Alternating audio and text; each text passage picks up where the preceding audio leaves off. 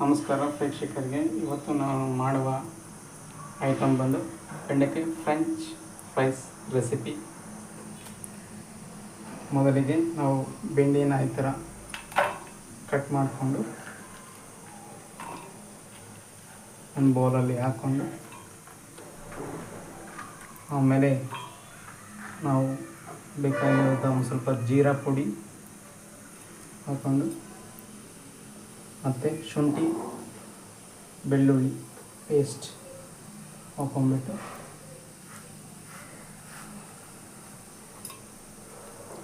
ಅದರ ಜೊತೆಗೆ ಲೈಟಾಗಿ ಕಡಲೆ ಹಿಟ್ಟನ್ನು ಹಾಕ್ಕೋಬೇಕು. ಎಷ್ಟು ಬೇಕೋ ಅಷ್ಟು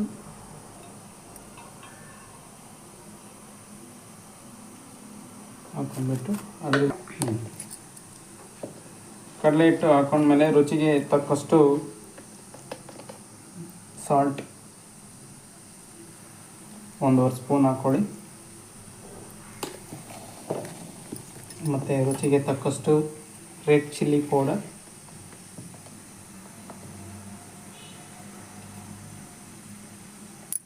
ಹಾಕ್ಕೊಂಡು ಆಮೇಲೆ ರುಚಿಗೆ ತಕ್ಕಷ್ಟು ಕೊರಿಯಂಡರ್ ಪೌಡರ್ ಹಾಕ್ಕೋಬೇಕು.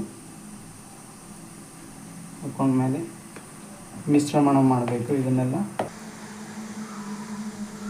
ಈ ಥರ ಹಾಕ್ಕೊಂಡ್ಮೇಲೆ ಅಕ್ಕಿ ಹಿಟ್ಟಿದ್ರೆ ಅಕ್ಕಿ ಹಿಟ್ಟು ಹಾಕ್ಕೊಳ್ಳಿ.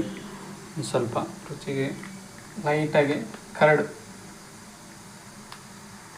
ಹಾಕ್ಕೊಂಡ್ಬಿಟ್ಟು ಮಾಡ್ಕೋಬೇಕು.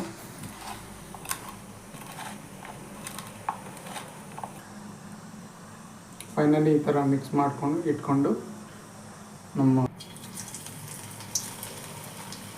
ಈ ಥರ ನಾವು ಆಯಿಲಲ್ಲಿ ಫ್ರೈ ಮಾಡಿ.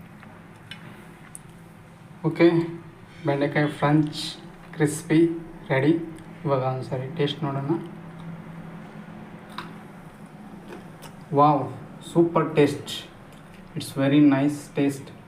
ನೀವು ಒಂದ್ಸಲಿ ನಿಮ್ಮ ಮನೇಲಿ ಟ್ರೈ ಮಾಡಿಬಿಟ್ಟು ನನಗೆ ಈ ವಿಡಿಯೋನ ಲೈಕ್ ಮಾಡಿ, ಶೇರ್ ಮಾಡಿ.